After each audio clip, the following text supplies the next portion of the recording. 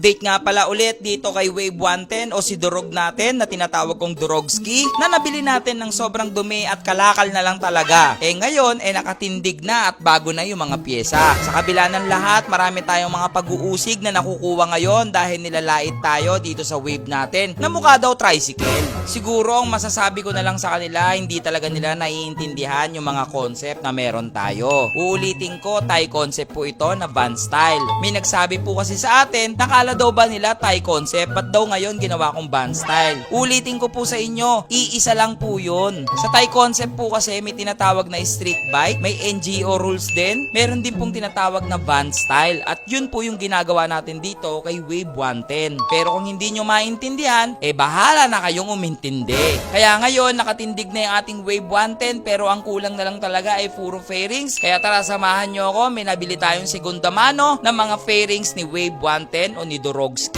So what's up mga kalubi-super natin? Nandito ako ngayon sa bahay kasi guys, nandito yung paint area natin. So ngayon dito na ako magpipaint kasi doon masikip na. So ito yung nabili natin segunda mano na fairings ni Wave 110. May issue nga lang ito, papagawa ko pa. Ayan, tignan nyo, magic. Chini! Basag siya mga kalubi-super natin. Pero okay lang kasi pwede naman niyang masilyahan dito. Yan, okay? Pero ito ngayon, nalihan na namin lahat ito. So ito yung itong pairings ngayon ni Wave 110 natin. Ayan, oh. Pasukan mo muna ng montage.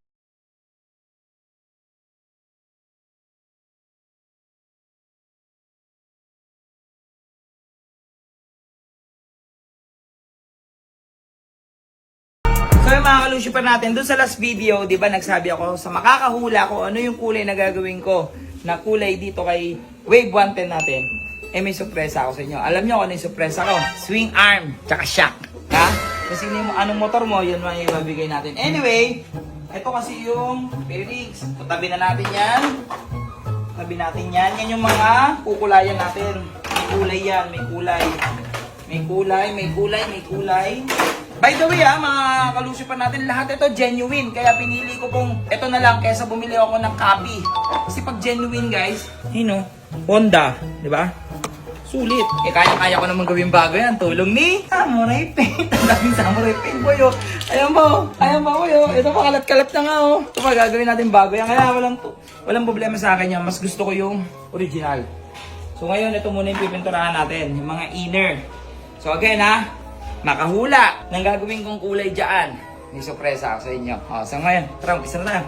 Siyempre, umpisahan natin yan dito sa Samurai Paint na plastic primer. Yung mga ganito kasing kaha ay gamit muna dito, dapat ay plastic primer. Para siguradong matibay at siguradong sulit na sulit. Dahil yung ordinaryong primer ay hindi po kumakapit sa mga ganitong klase ng plastic. Sa pagpipintura pala ng plastic primer, kailangan dito ay medyo malayo. Kasi po, para po itong normal na tubig lang. Kaya pag medyo naparami ka, siguradong tutulo. 3 coatings or 2 coatings, okay na to. Para naman sa ating base coat, kulay black ang gagamitin natin dito. So pag nagtitipid kayo, pwedeng after plastic primer, pwede nyo ng diretso ng flat black. Pero kung hindi naman ganito kasama yung mga inner fairings ninyo, pwede nyo idiretso ng clear lang, flat clear.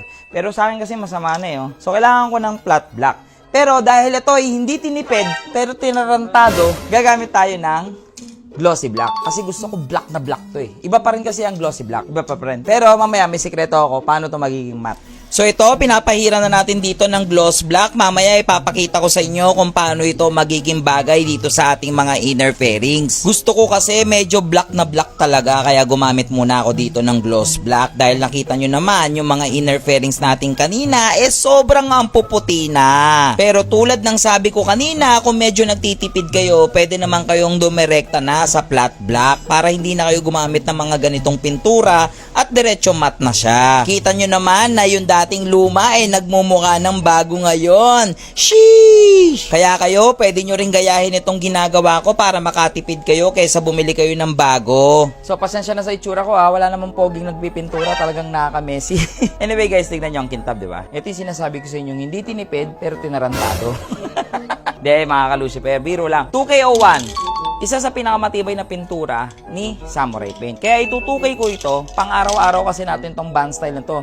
So kung wala itong top coat, magiging gasgasin siya. Pero dahil may 2K01, 2K01A flat clear, matibay siya ngayon. Kahit magasgasan siya, hindi siya basta-basta matutuklap. Ito na yung sinasabi ko sa inyong sikreto para magmukha siyang matte finish. Ang maganda kasi dito sa 2K series, napakatibay talaga at napakakapal. Itong ginagawa ko, napakasulit ito sa mga lumang-luma na mga inner fairings na gusto maging mukhang bago. Sa ganito kasing pamamaraan, talagang makikita mo na napakaganda at mukhang bago na yung mga inner fairings natin na dating luma, ngayon maganda na. Pero ulitin ko ha, kung gusto nyo makatipid, pwede na kayong dumirekta sa flat black na lang para hindi na kayo gumastos ng ganito.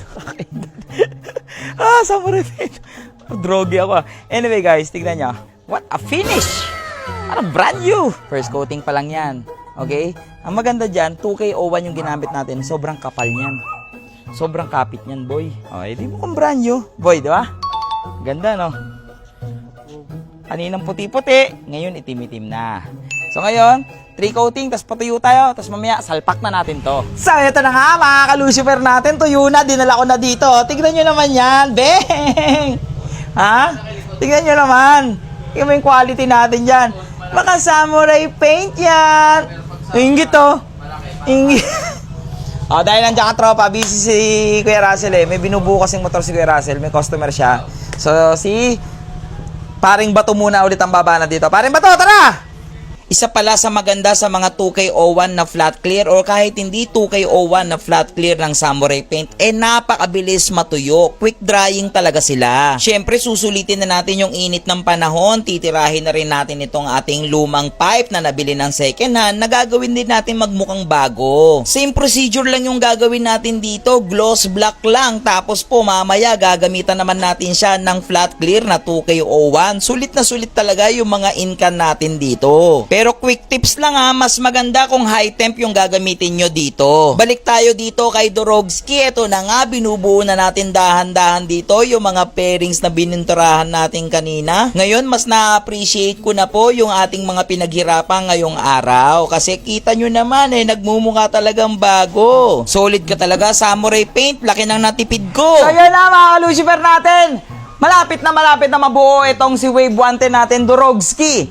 Ayan na siya onti na lang, outer fairings na lang, upuan na lang, gas tank na lang, tapos bagong ganito, tapos onting ayos ng wiring, aandar na yan! Syempre para mas makita nyo pa ng maayos itong si Dorogski, papasukan mo na kayo ng montage!